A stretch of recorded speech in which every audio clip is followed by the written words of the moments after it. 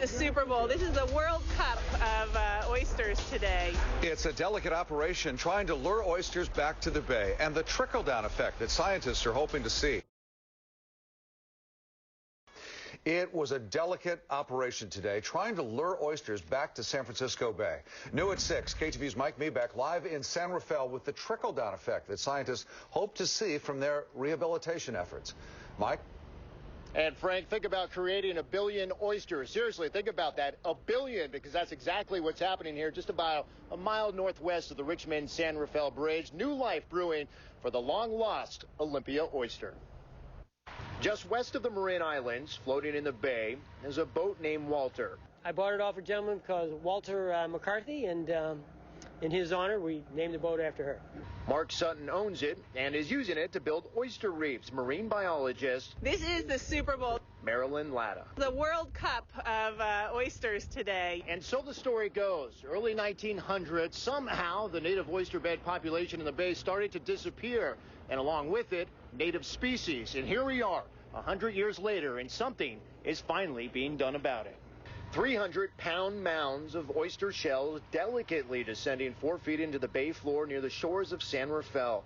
The idea here, to create 4 large reef beds, providing the habitat needed to restore tens of millions of the small native Olympia oysters, known to marine biologists as habitat builders.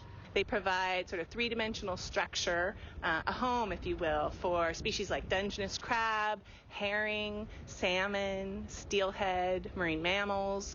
Some marine biologists say the life-giving reefs are functionally extinct across the state. But after 10 years of planning, $1.3 million in funding, and backed by state and federal agencies, the reef beds in the bay will slowly be coming back to life. I think that oysters and other native species do things that are important, that are beneficial to humans, even if we aren't aware of them.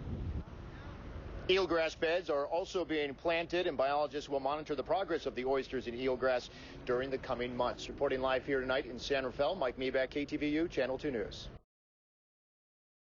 Volunteers are rolling up their sleeves to restore oyster and eelgrass beds along San Francisco Bay. They'll be digging in at 2 locations along the Hayward and San Rafael shorelines. CBS 5 reporter Zach Heen on the project that will set the standard for future generations. Ethan Livingston is the one in the water, putting thousands of Pacific oyster shells at the bottom of the bay. So I'm pretty much down there just making sure that they're landing not on top of each other, not sideways. They're landing flat right on the bottom. The California Coastal Conservancy and several other agencies hope to bring life back to the oyster and eelgrass reefs just north of the Richmond Bridge. We're doing this to restore habitat, again, not only for oysters and eelgrass, but many other fish and aquatic species. The oyster beds are crucial to bay life, like steelhead, salmon, crab, and even birds. A single oyster can filter up to 8 gallons of water a day, removing nitrogen pollution.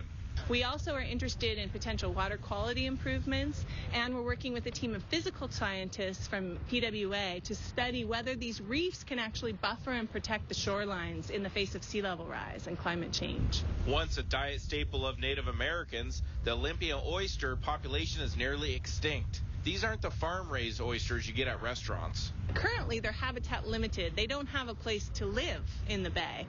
They do exist in the bay habitat. They need more structure. So that's what we're doing, is building that structure. They're putting out 500,000 individual oyster shells and plan on having 1 billion native oysters settling on the San Rafael shoreline. Zach Heen, CBS 5.